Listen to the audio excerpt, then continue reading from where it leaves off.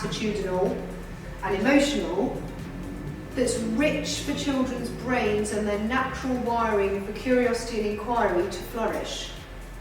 So the decisions around how to make an inquiry-rich environment are in the decisions. They're in those decisions. That's how we make the inquiry.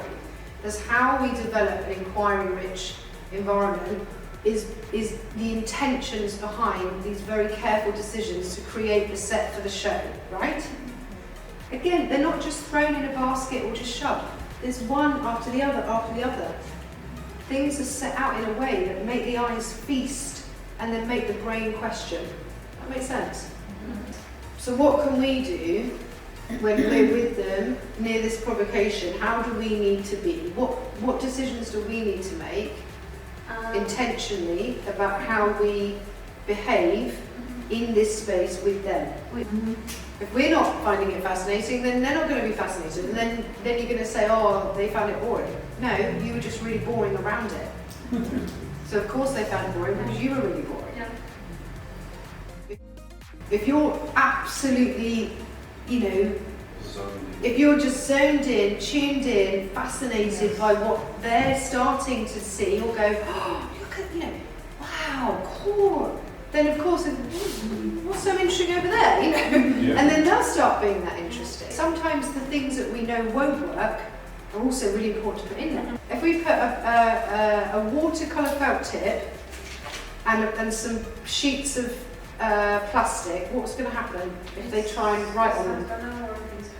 That's what inquiry-based learning is about. The pursuit is not in the learning to write. The pursuit is in the developing the questioning and exploring and testing and investigating. So this is about developing a curious mindset.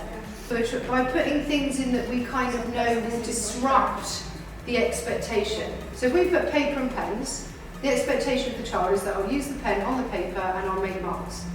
If we complicate that mark-making experience by putting a range of different tools, some of which will work, and a range of different supports, some of which will not blend together in the expected way.